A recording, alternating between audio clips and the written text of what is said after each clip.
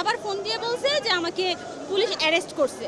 আমার হাতে আমার পাসপোর্ট ছিঁড়ে ফেলছে, পাসপোর্ট টিকিট থাকা সত্ত্বেও আমাকে রাস্তায় ফেলে পিটিয়ে আমার হাত ভেঙে ফেলছে। এই কথা শুনে আমরা আসছি, আসার পরে থানা আমাদেরকে কোনোভাবে দেখা সাক্ষাৎ করতে দেয়নি। উত্তরা পূর্ব থানা। আমরা রাত্রে আপনার 3টার দিকে একবার গিয়েছিলাম বিকালে, আবার রাত্রে 9:30টার দিকে গিয়েছি, আবার রাতে 1:30 বাজে গিয়েছি। যাওয়ার পরে তারা কোনোভাবেই দেখা সাক্ষাৎ করতে দেয় না। আবার বলছে 40,000 টাকা নিয়ে থানায় যাওয়ার জন্য। ঠিক আছে, 40,000 টাকা হলে তারা ছেড়ে দিবে সকালে। আমরা টাকা নিয়ে থানায় যাওয়া সত্ত্বেও আমাদেরকে কোনোভাবে অ্যালাউ করা হয় নাই। প্লাস আমার শাশুড়িকে, সে তো সঙ্গে এখন এখানে নাই, এমন বাড়ি দিচ্ছে এইখান থেকে এই পর্যন্ত তার একবার জখম হয়ে গেছে পুলিশ। মানে ওই গ্যাঞ্জামের এমন টাইমে আমরা গেছি ওইখানে থানায় যাওয়ার পরে অনেকগুলো স্টুডেন্ট আসছে, স্টুডেন্ট এসে বলছে তাহলে এই লোকটা বিদেশ যাবে, বিদেশ যাত্রী, তাহলে এই লোকটাকে আপনারা ছেড়ে দেন। এই মুহূর্তেই কে বা কারা জানি ইট পাটকেল ঢিলা মারছে, ঢিলা মারার পরে সে আমার শাশুড়ির বাড়ি মারছে, বাড়িতে আমার শাশুড়ির এই পাশে পর্যন্ত লাগছে পুলিশ।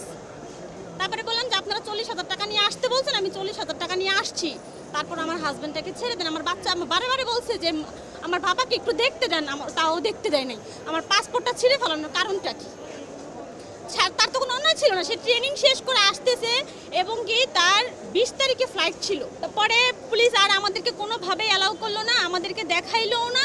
আমরা এতবার দেখতে চাইলাম, দেখতে যাওয়া সত্ত্বেও সে আমাদেরকে কোনোভাবে দেখাইলো না।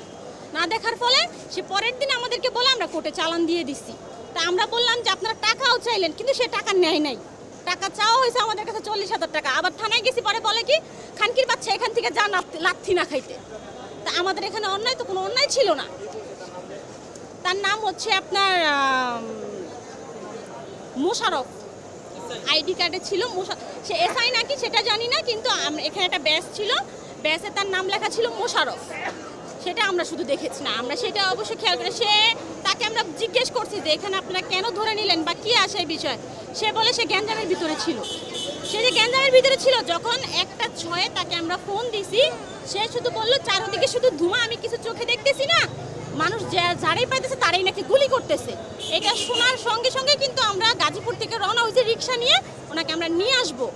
সে নাকি ওইখানে দাঁড়াই ছিল, থানার সামনে দিয়ে আসতেছিল গোলাগুলি দেখে থানার সামনে সে দাঁড়ায় ছিল, যে থানার সামনে দিয়ে গেলে আমি হয়তো বা সেফলি যেতে পারবো। সে এইটা ভেবে সে আসতেছিল, এর মধ্যে তাকে অ্যারেস্ট করে ফেলছে।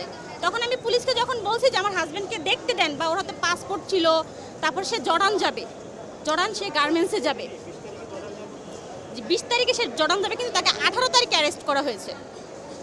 তারপর সে জর্ডান যাবে, তাকে ওইখানে সব জর্ডানের যত কাগজপত্র যা ছিল, সব ভিসার কাগজ, তারপরে আপনার টিকিট, এগুলো সবই তার কাছে ছিল।